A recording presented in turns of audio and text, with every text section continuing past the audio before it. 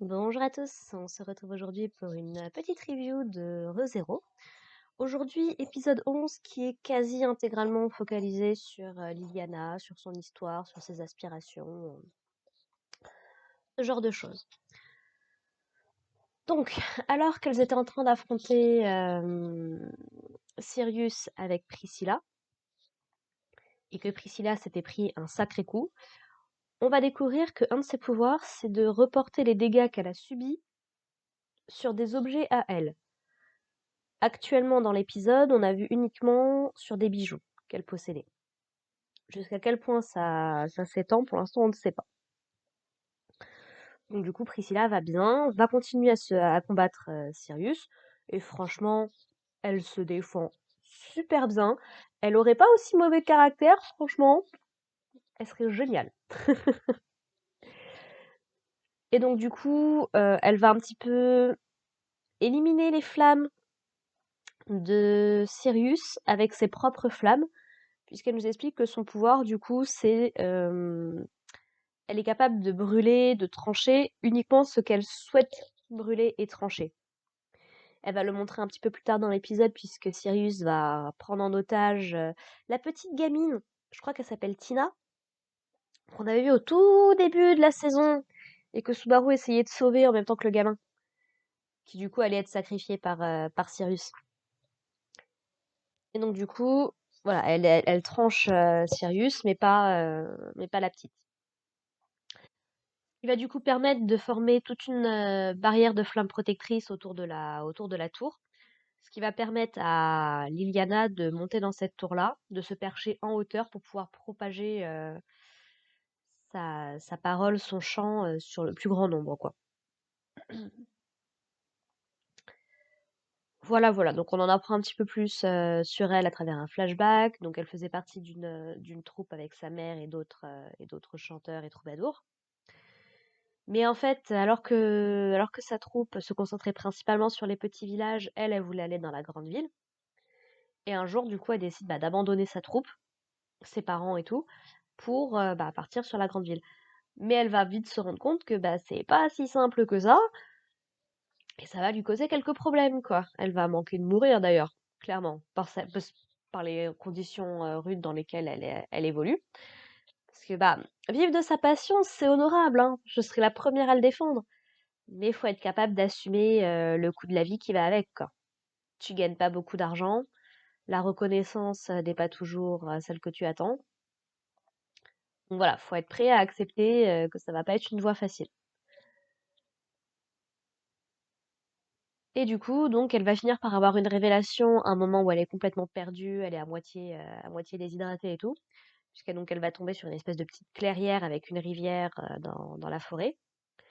Et en fait, elle va être tellement époustouflée par la beauté de la nature qu'elle va avoir une chanson qui va lui venir. Et globalement, c'est un épisode qui a beaucoup de musique, beaucoup de chansons, mine de rien.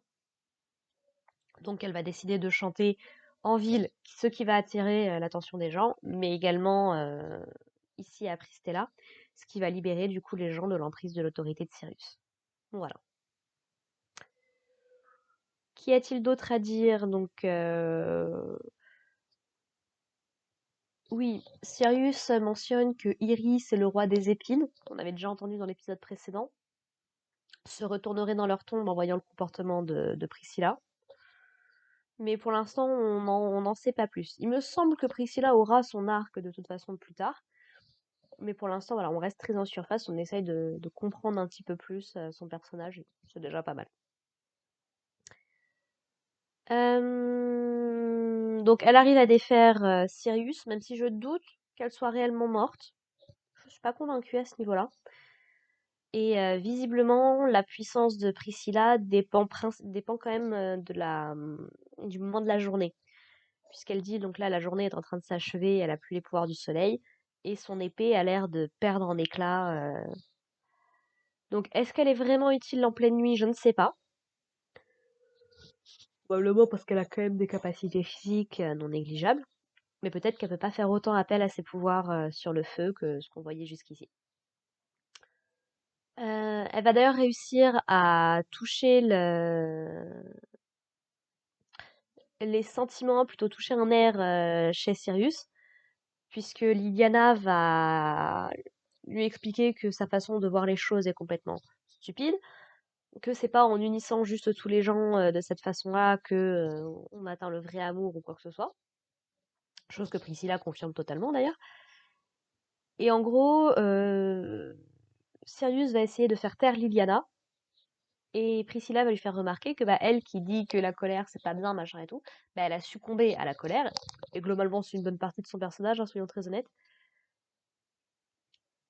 Et voilà, ça va mettre un petit peu Sirius dans de mauvaises dispositions. Voilà, globalement, rien de plus à dire qui me saute aux yeux, soyons très honnêtes. C'était un épisode, ma foi, bien sympathique pour le coup. Vraiment, on en apprend. Bon, je dois bien avouer que je suis pas suffisamment attachée à Liliana pour avoir les larmes aux yeux en écoutant son histoire. Surtout qu'un peu plus tard dans l'épisode, toujours dans son flashback, elle va recroiser ses parents qui visiblement ont eu un petit frère ou une petite sœur. Mais elle se cache, peut-être par honte, par culpabilité, vraiment pour plein de choses. Donc elle n'a même pas renoué avec ses parents qui visiblement ont accepté qu'elle allait partir faire sa vie, quoi. Voilà, voilà. En revanche, l'épisode se conclut, enfin une scène post-crédit se lance à la fin de l'épisode, qui est très intéressant puisque Subaru nous en explique un petit peu plus sur ce qu'il a compris de l'autorité de Régulus et globalement des membres du culte en fait, ce qui à mon avis sera quand même très intéressant par la suite.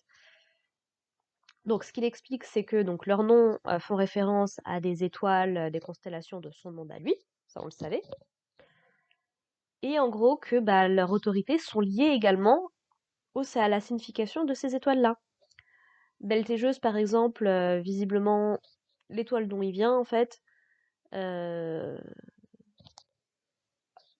a un lien avec les mains invisibles. C'est pour ça du coup qu'il avait les mains que possède Satella également, et qui sont les mains que Subaru a déjà un peu manifestées. Et du côté de Régulus, c'est tout un truc par rapport à figer le temps. Donc en fait, quand son corps est figé, il ne reçoit plus aucun dégât. Et même tout ce qu'il touche, en fait, se retrouve figé dans le temps. C'est pour ça qu'il était capable de soulever de l'eau et que ça ait cette forme un peu bizarre qui n'est pas de l'eau normale, quoi. Et du coup, Subaru essaye d'éloigner Régulus au plus possible de l'église, où sont ses femmes, puisque d'après lui, son autorité a également une influence sur toutes les épouses qu'il a eues, et il essaie de comprendre un peu les règles, et il demande du coup à Emilia de sauver ses épouses pendant que lui essaye de faire diversion. Donc voilà, donc a priori, Sirius, c'est fini pour l'instant, sauf qu'il nous reste le péché de la gourmandise, il nous reste Régulus, et il nous reste Capella. Donc on est loin d'avoir fini. Il reste je crois qu'il reste 5 épisodes, quelque chose comme ça, donc on a encore de quoi faire, clairement. Donc voilà, c'est un épisode, ma foi, bien sympathique, très très hâte de voir la suite. Et puis bah moi je vous propose qu'on se retrouve la semaine prochaine, du coup, pour parler de l'épisode 12. Allez, portez-vous bien les gens, bye!